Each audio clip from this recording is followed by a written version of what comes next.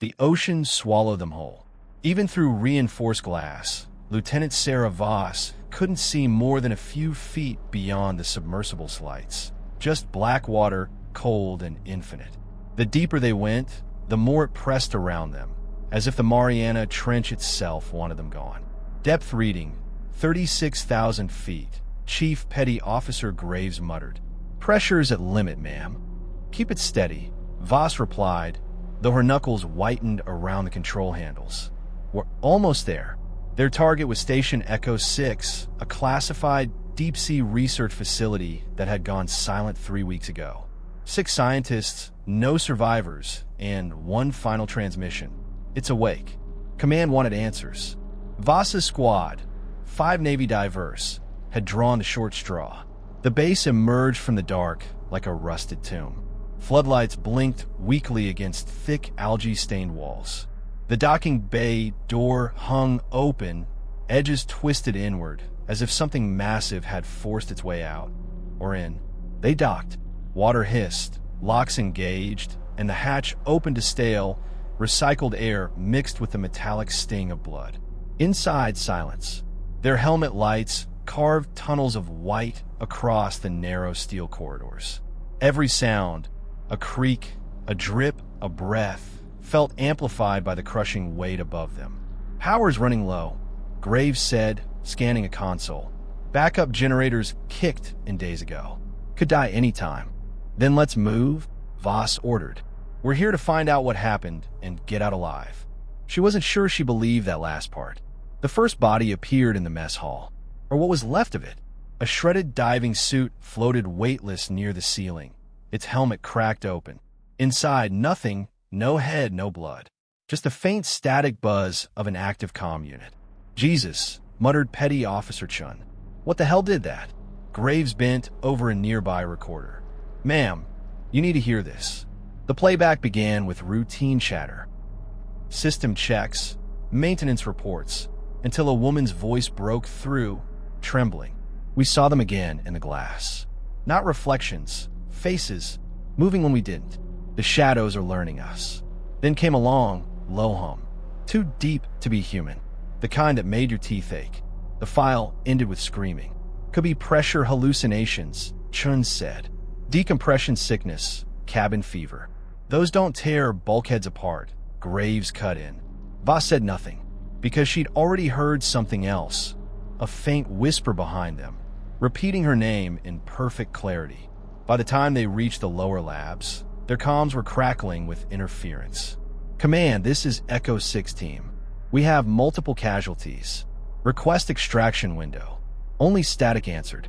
"Signals bouncing," Graves said. "Something's jamming, maybe magnetic interference. Or maybe it doesn't want us leaving," Chun muttered. They entered the observation chamber. Rows of shattered tanks lined the walls, each labeled acoustic resonance testing. Inside the broken glass, dark residue clung like congealed oil. Voss skimmed the logbook. They were experimenting with low-frequency sound waves to manipulate emotional response, fear conditioning. "Weaponizing fear?" Chun asked. "Looks like it." A distorted moan echoed down the hall. The lights flickered. Then laughter, but it wasn't coming from their comms. It was from inside the room, and it was Voss's own voice. Panic broke discipline. Chun fired his sidearm toward the sound, bullets sparking off metal. Graves tackled him to the floor. "Cease fire. You'll breach the hull." "It was her," Chun screamed, pointing at Voss. "I heard her laughing, right next to me." Voss's pulse thundered. She replayed her helmet feed and froze. The audio log captured it too. Her voice distorted, whispering from behind. "You shouldn't have come." They fled deeper into the base, down corridors that seemed to twist when they weren't looking. Every junction led to another familiar room, looping back upon itself. "Graves," Voss said, breath shaking, "run a map scan." "Something's wrong." "Already did." "Layout's changing." "I don't." Static erupted in his headset. Then his scream. Voss spun. Graves stood frozen, eyes wide, mouth open, as a ripple passed under his skin, distorting his face like melting wax. His helmet cracked, and he collapsed, motionless. The hum returned, deep, rhythmic, pulsing through the metal. The walls seemed to breathe. Voss and Chun stumbled into the control center. Emergency lights painted everything blood red. A single monitor flickered, showing a waveform, the same hum they'd heard throughout the base. Lines of code scrolled across the screen, repeating the same phrase. Echo protocol active. Psychoacoustic simulation stable. What the hell is this? Chun whispered. A figure appeared on the screen, blurry, shifting between static and clarity. A face. Hers. Lieutenant Sarah Voss. Subject 3 of 5. Simulation integrity at 64%. Recommend reset. Voss's breath caught. Simulation.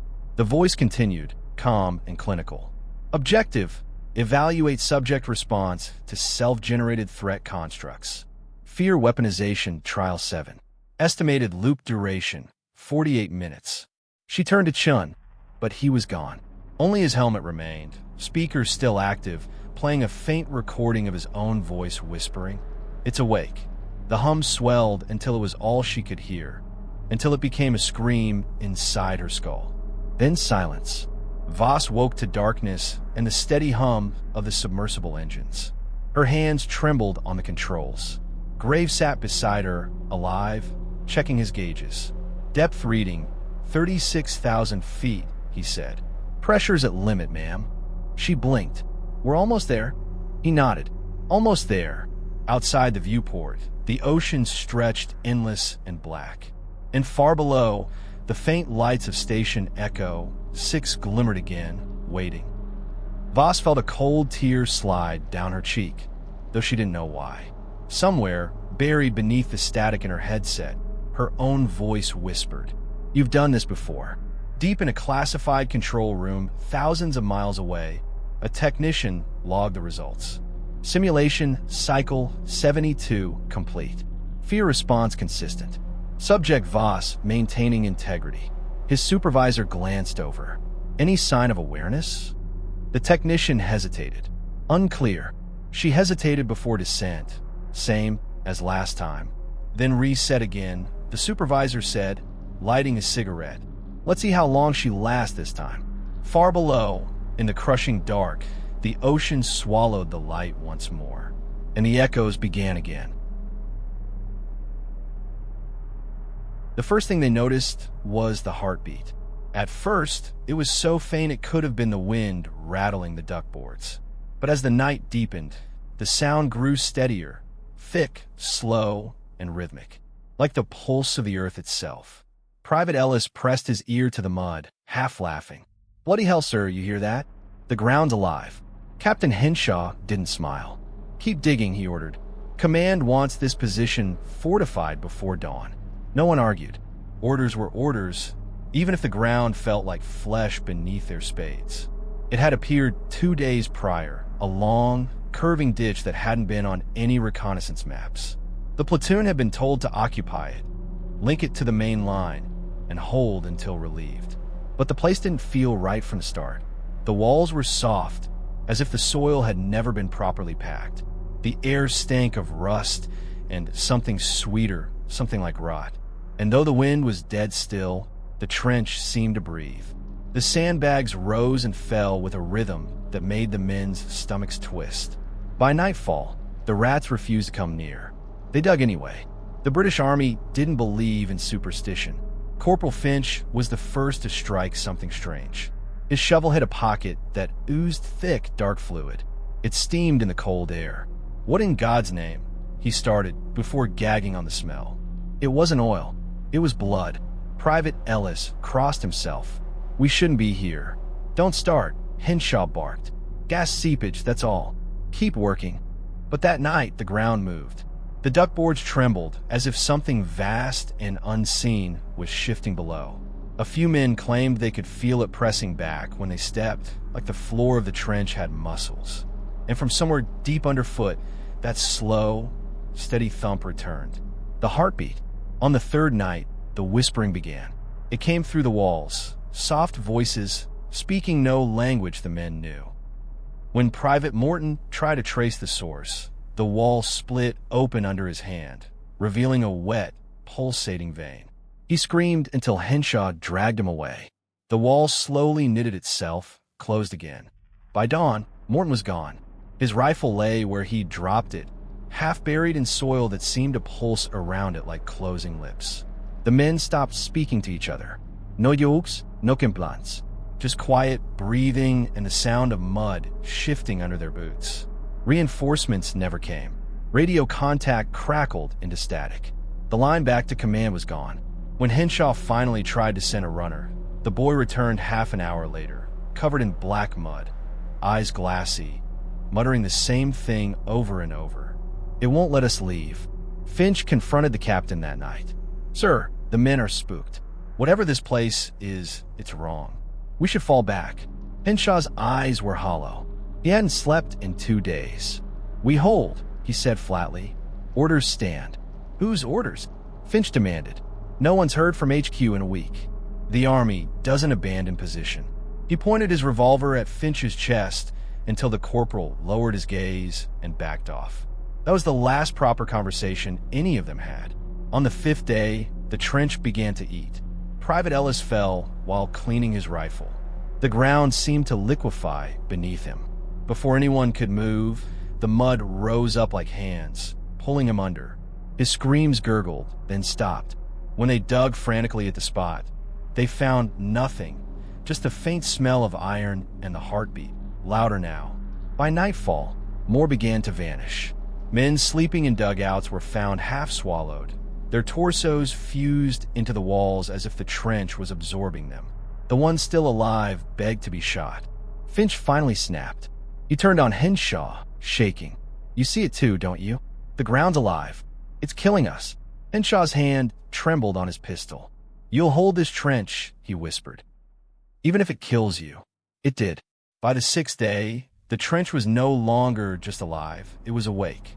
The walls pulsed visibly now, contracting and expanding like lungs. Veins ran through the mud, glistening when light struck them. A low moaning filled the air, deep and mournful, echoing across the battlefield like the dying breath of something ancient. In the command dugout, Finch found the officers' maps. He spread them out under a flickering lantern and froze. The trench system wasn't random. The lines they'd been ordered to hold formed a pattern. A colossal shape carved into the landscape, miles long. An outline of a human body. The place wasn't built, it was grown. Scrawled notes from the scientists who once occupied the nearby bunkers confirmed the impossible. Experiments with chemical reagents and occult sigils, meant to infuse life into the soil, to consume corpses and recycle nutrients during the war. Only it hadn't stopped at corpses. The ground had learned the taste of living flesh. By the 7th night, only Finch and Henshaw remained. Rain poured from a sky that pulsed crimson with artillery fire. The trench shuddered with each heartbeat, slick with blood. Henshaw sat in the mud, uniform torn, whispering to someone unseen. "It needed soldiers," he murmured. "It needed to be fed." Finch leveled his rifle. "You knew." The captain smiled faintly. "We were ordered to create a living defense line. It worked." Then the wall behind him opened, a gaping wound, and swallowed him whole. Finch ran. He didn't look back. The trench twisted beneath his boots, rising and falling, guiding him toward an exit, or perhaps leading him deeper in. His lungs burned. The heartbeat was deafening now, shaking the air itself. He clawed upward through slick mud until, finally, he broke through the surface. The battlefield was silent. No gunfire, no birds, just endless churned earth under a blood-red dawn. Finch staggered to a nearby ridge and looked down. The trenches stretched across the valley, miles and miles of interconnected lines. But from above, he could see it clearly, the outline of a colossal human figure, carved into the earth like a corpse waiting to rise. It was twitching, slowly, as if taking its first breath. The veins of light running through the trench glowed faintly, pulsing in time with the heartbeat now echoing through the hills.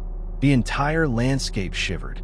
Finch fell to his knees, whispering the only prayer he could remember. His words were lost beneath the sound of the living earth stirring awake. Somewhere, deep below, the trench exhaled, and the ground began to beat again. The snow never stopped falling. It came sideways, hissing against the tin roof of the outpost like sandpaper. Inside, the air was thick with tobacco smoke and static from the radio equipment. Captain Mikhail Vostrikov leaned over the console, his face lit by a sickly green glow. "Signal strength increasing," said Lieutenant Arseny Kirov, twisting a dial. "Same frequency, same pattern." Vostrikov exhaled slowly. "Play it again." The reel-to-reel tape word. Then came the voice, faint, distorted, layered with static. "To the men of Station Sever, 7, you must listen carefully. The disaster cannot be stopped, but you can contain it. Activate sequence echo." The room went still. Corporal Nadia Kuleshova crossed herself. "It's speaking Russian," she whispered. "Our dialect, but not quite." Vostrikov rubbed his temples. "We're on a closed military band. There shouldn't be anyone transmitting here. Unless it's NATO," muttered Sergeant Leonid. "Some psychological operation. They're testing us." But Kirov shook his head. "No, sir. The signal's originating from the north, beyond the pole. From coordinates that shouldn't exist. For 3 nights, the signal repeated every 2 hours, sometimes garbled, sometimes clear. It always began the same way. To the men of Station Sever, 7. Then came warnings. Do not open the outer hatch after 300 hours. Do not answer the voice that calls you by name. Do not look directly at the snow when it begins to move. Each message ended with the same line. You are not the first. You will not be the last. Vostrikov wrote it all down in his field log. He didn't believe in ghosts or prophecy, only enemies and mistakes. But when the aurora flared blood red one night and the snow began to pulse faintly like breathing, he started to doubt his own certainty. By the end of the week, the unit had stopped sleeping. Every time they closed their eyes, they dreamed of voices whispering through the radio. Not words, just sound that felt like meaning. We should destroy the equipment, Nadia said one morning. It's corrupting us. Kirov glared at her. We're soldiers, not children afraid of thunder. If this is a transmission from the future, we have a duty to understand it. Leonid spat on the floor. Future, my ass. It's a trap. We're rats in a NATO experiment. Vostrikov slammed his fist on the table. Enough. The next one who argues gets latrine duty outside the perimeter. He glanced out the frost-covered window. The blizzard had erased the world beyond a few meters. There were no landmarks, no horizon, just white static blending into the gray sky. And for a moment, he thought he saw shapes moving out there. Slow, deliberate, human. On the 8th night, the voice changed. It was clearer now, closer, with an edge of desperation. Mikhail, if you can hear this, it means the containment failed. You must activate the echo chamber. Use the harmonic generator. Do not let them reach the transmitter. Do it now before... The message cut off. Everyone turned to Vostrikov. His cigarette burned to the filter. It said my name, he muttered. It knew my name. Kirov's hands trembled. Sir, there is a harmonic generator. It's in the classified schematics, the old experiments with sound resonance. Vostrikov looked up sharply. That project was terminated after they realized certain frequencies could alter brain waves. Nadia finished. Drive men insane. Silence fell again. Then, from the corner of the room, the radio crackled, softly at first, then louder. Activate it. Please. You don't have much time. The voice was identical to Vostrikov's. They followed the instructions. It was madness, assembling an unknown machine from rusted parts, guided by a voice that might have been their own imagination. But isolation does strange things to reason, and command hadn't contacted them in days. The harmonic generator was a crude device. A metal sphere wired to the main transmitter, designed to amplify low-frequency sound waves. Kirov calibrated it using the recorded pattern from the transmission, a sequence of numbers that pulsed like a heartbeat. When he flipped the switch, the air vibrated. The walls quivered. Every loose object in the station rattled violently. Nadia clutched her ears. Turn it off. It's wrong. But the hum only deepened, until the sound was felt more than heard.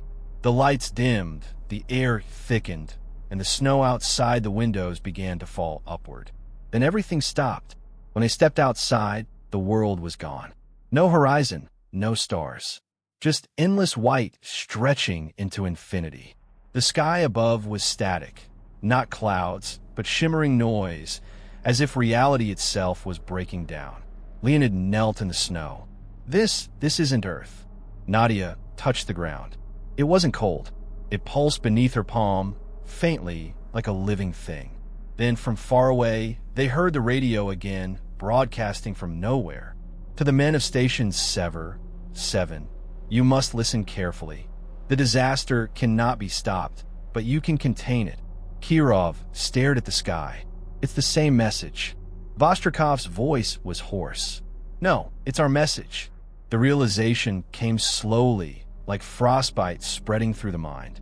Each word they'd spoken, each action they'd taken, was being transmitted, echoing forward and backward in time, looping endlessly through the same frozen eternity. They were the signal. Their thoughts, their fears, their recorded warnings, trapped forever, bouncing across the years to reach themselves again. Kirov fell to his knees, laughing until it turned to sobbing. We're ghosts, Captain. We're the ghosts that haunted ourselves. The static sky rippled overhead, and for a heartbeat they saw shadows within it. Other versions of themselves, distorted and flickering like reflections in broken glass. Each repeating the same cycle. Each doomed to remember only at the very end. Inside the station, or what remained of it, the radio clicked on one last time. The tape reel spun backward, then forward again. Vostrikov sat before it, his voice steady despite the tremor in his hands. He pressed record. To the men of Station 7, you must listen carefully. The disaster cannot be stopped, but you can contain it. Activate sequence echo. Do not trust what you see outside. Do not listen to the snow. He stopped the tape, replaced it on the transmitter, and switched the machine to loop. The static flared, swallowing his words. Nadia stood by the doorway, staring at the blank horizon. What happens now? Vostrikov lit a final cigarette. The flame wavered, impossibly slow, as if time itself were reluctant to move forward. He exhaled smoke into the still air. Now, he said softly, we wait for ourselves to begin again. Outside, the blizzard started, gentle at first, then heavier, until the outpost was buried in endless white. Deep beneath the noise, the heartbeat of the generator pulsed on. And across decades, in another winter, another crew of soldiers leaned over their radio console and froze as they heard a strange, distant voice say, to the men of Station 7,